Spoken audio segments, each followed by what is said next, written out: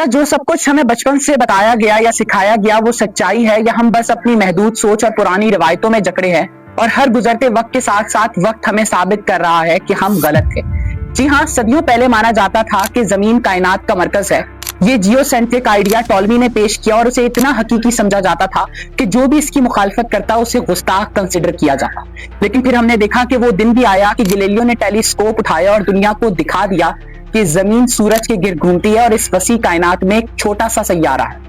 اسی کے ساتھ ساتھ اسی طرح زمین کو فلیٹ یعنی چپٹا کنسیڈر کیا جاتا تھا، جیسے کسی تختے پر رکھی ہوئی ہو۔ لیکن پھر ہم نے دیکھا کہ ایرٹوستھین نے زمین کا سرکمفرنس ناپا اور خلا سے لی گئی تصاویر میں بھی یہ بات ثابت کی کہ زمین تو ایک کرہ ہے۔ اسی طرح بیماریوں کے بارے میں بھی مختلف عقائد پائے جاتے تھے۔ یہ سمجھا جاتا تھا کہ بیماری جو ہے وہ گناہوں کی سزا ہے یا خدا کی طرف سے بھیجا گیا عذاب ہے۔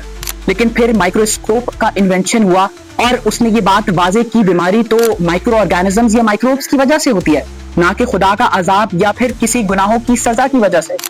اسی طرح انسان جو ہے وہ کارڈیو سینٹرک خیال رکھتا تھا، یعنی وہ یہ سمجھتا تھا کہ دل جو ہے وہ جسم کا مرکز ہے، یا پھر دل جو ہے وہ سوچنے کا کام کرتا ہے۔ مگر ہم نے دیکھا کہ ہائپوکریٹس نے اور پھر اس کے بعد گیلن نے اپنے تجربات اور مشاہدات سے یہ بات کو واضح کیا کہ یہ کام تو برین یعنی دماغ کا ہے۔ یہ باتیں جب آپ سنتے ہوں گے تو آپ یہ سوچتے ہوں گے کہ پرانے لوگ کتنے بے وقوف تھے، لیکن افسوس کہ آج بھی لاکھوں لوگ اپنی قسمت ستاروں سے جوڑتے ہیں۔ آج بھی تعویذ، عامل اور جادو ٹونے کو مسائل کا حل سمجھا جاتا ہے۔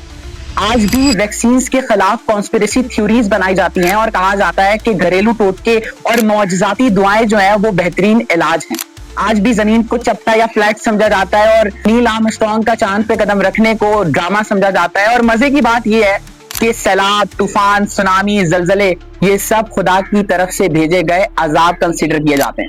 اب آپ یہ سوچیں کہ یہ بے وقوفانہ تصورات صرف ماضی کا حصہ نہیں تھے، یہ آج بھی ہمارے ساتھ چل رہے ہیں۔ یہی وجہ ہے کہ ایک مشہور فلسفی ڈیوڈ ہیوم نے کہا تھا کہ a wise man proportions his belief to the evidence۔ ایک عقل مند شخص اپنے یقین کو شواہد اور ثبوت کے ساتھ تولتا ہے۔